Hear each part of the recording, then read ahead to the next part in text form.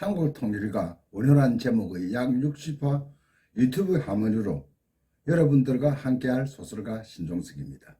저는 이미 삼국유사를 바탕으로 한 장편소설 원효를 발표한 적이 있습니다.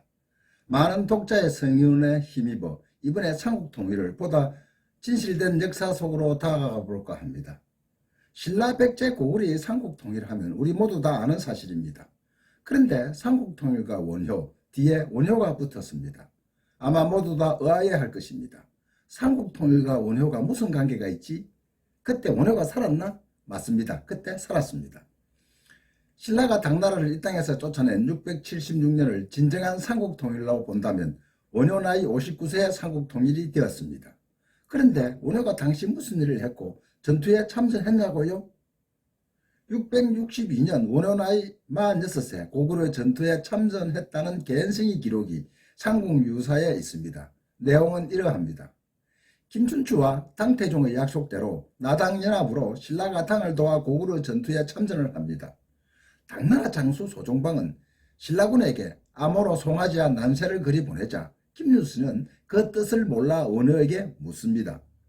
원효는 송아지와 새를 그린 것은 화란 화독으로 이는 속한을 의미한다며 신라군은 즉시 철수해야 한다고 해독했다는 기록입니다.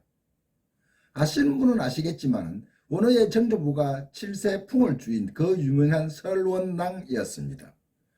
할아버지도 유명한 임피공이었고 원효도 대를 이어 촉망받는 하랑낭도였습니다.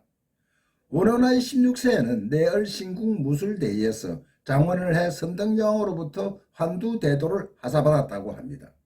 특히 당시 풍을주인 김춘추와 대당군 김유신으로부터 많은 사랑을 받았던 것으로 전해오고 있습니다. 또한 원효의 아버지 서리금은 김유신의 아버지 서현장군을 대신해 낭비성 전투에서 전사할 정도로 김유신 집안과는 가까운 지면이었던 것을 미루어 노구의 김유신을 따라 고구려 전투에 참전했을 개연성은 충분하다고 생각합니다. 당시 정세로 고구려 전투에 참전한다는 것은 신라로서는 많은 부담을 안았던 것 같습니다. 신라 조정에서는 참전 반대 여론이 높았던 것으로 저는 추정합니다. 우리는 원효하면 해구를 마신 스님, 요숙공주와 파괴한 스님 정도로만 알고 있습니다. 불교 신자들도 우리나라들은 모두 원효와 의상 스님이 창건했다 하더라 할 정도로만 알고 있습니다. 아시다시피 원효와 의상 서로 이종사촌지간입니다. 원효가 8살 많은 이종사촌 형이 됩니다. 역사를 전공한 학자들이나 심지어 스님들도 삼국통일과 원효를 연결시키는 데는 그리 익숙하지 않습니다.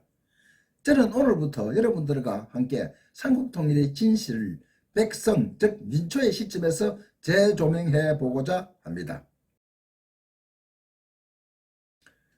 앞으로 우리가 60화 동안 함께 연구할 부분은 크게 5가지입니다. 첫째, 신라의 삼국통일과 나당전쟁. 둘째, 일신과 화쟁사상이 원흉해통해서 삼국통일에 끼친 영향입니다. 이때까지 삼국통일을 영웅, 김춘추, 김유신, 문무왕 범민의 관점에서 역사는 이야기했습니다. 단재 신채호 선생 같은 분은 시점의 차이는 있습니다만 민족주의적 입장에서 김춘추, 김유신을 당군일의 가장 매국노라고 평하기도 했습니다. 만약 신라가 나당전쟁에서 패했다면 아마 지금의 대한민국은 없을 것입니다. 그냥 중국이 소시문적으로 전락했을 가능성이 큽니다. 마치 티베트같이.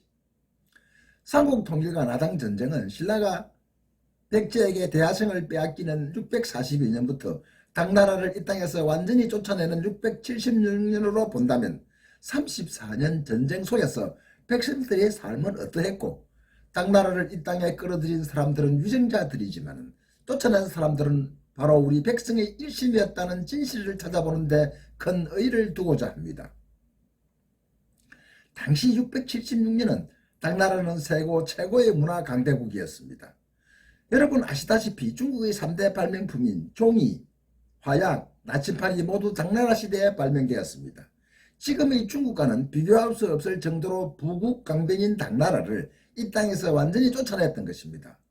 물론 고구려가 수나라 당나라의 침략을 수차례 막아낸 적은 있습니다만 당의 침략을 막아낸 것과 한반도에 주둔하고 있는 당나라 군사를 쫓아낸 것은 많은 차이가 있다고 저는 생각합니다.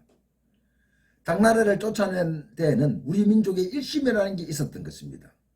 그럼 이 일심이 무엇이냐? 우리 민족의 가슴 속에 면면이 이어온 당군 임금의 개국 이념인 홍익인관 사상, 즉 널리 세상을 이롭게 한다는 데서 시작합니다. 너와 나의 경계와 구분을 벗어난 하나가 된다는 것. 우리는 예나 지금이나 분열투쟁의 시대에서 통일조화 시대로 나아가야 합니다. 그러려면 먼저 나의 정신과 육체가 조화를 하고 나와 남이 조화하고 모든 인류가 조화하고 인류와 자연환경이 조화해 마침내 온 우주 만물이 하나의 일심으로 원융해통된다는 것입니다. 이것이 원의 일심과 화생사상입니다. 신라가 당나라를 이 땅에서 몰아낸 것이 일심이며 임진왜란 때 어병성병이 일심이며 동학농민혁명, 3.1 만세운동, 4.19, 5.18, 가까이는 금모기운동, 2002년 월드컵 길거리 응원이 일심입니다. 우리는 선사시대부터 국가 위기 때마다 민초들이 들불같이 일어났던 것이 바로 일심입니다. 세 번째, 신라의 골품제도, 화랑, 삼국유사 이야기를 모았습니다. 네 번째, 금정산성과 금샘 이야기입니다. 678년 나당전쟁이 끝난 2년 후 이야기입니다. 외병 20만 침략을 저지한 원효와 의상이 금정산성을 쌓고 금정산의 범어상기 중 하나인 암상검정 이야기입니다. 그리고 다섯 번째로는 통일신라, 만파식적 이야기 등 삼국유사에 나오는 재미있는 이야기들을 모아보았습니다.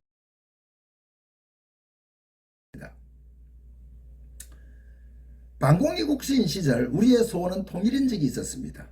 지금 우리는 분단 74년을 지나가고 있습니다. 1400년 전 당일한 외세를 몰아내고 삼국을 완전 통일할 때 그때는 어떠했고 과연 당시 통일의 과정은 어떠했는지 한번 알아보는 시간을 가져보는 것도 앞으로 다가오는 통일을 위해 우리의 좋은 교훈이 될 듯합니다. 우리는 분단 74년 동안 한국전쟁이라는 엄청난 비극을 겪었고 분단된 이후에도 잦은 충돌로 대치한 상태입니다. 어찌 보면 1400년 전도 지금과 같은 상황이라고 할 수 있습니다. 6.25 노래 아시죠? 이제야 원수의 그날로 시작하는 노래, 원수를 잊지 말자는 내용입니다. 역사는 반복된다고 했습니까? 불행하게도 당시와도 너무나 똑같습니다. 당시 지배와 피지배의 관계에서 계급의 고착화를 위해서 서로 싸웠고 위정자들에게는 민족이라는 개념도 없었습니다. 전쟁에서 지면 약탈을 당하고 살아도 노예로 전락하는 게 대세였습니다. 싸워 이기면 약탈, 포로로 잡아 노예로 삼는 게 전리품이었습니다. 장수들에게는 점령지 세금 징수권을 주었습니다. 일반 군사들에게는 신분 상승의 기회, 1, 2, 3품은 평민들은 사두품으로 민족 같은 말은 어떻게 보면 사치며 감상적이었습니다. 물론 때에 따라 서로 동맹을 맺고 화합을 한 적도 있습니다만 이것 역시 위정자들의 통치 논리에 따라 결정되었던 것입니다. 삼국 통일과 원효 이화, 고구려의 천화관과 광개토 대항기의 기록 그리고 외화의 관계를 한번 살펴보겠습니다. 다음 편에서 계속됩니다.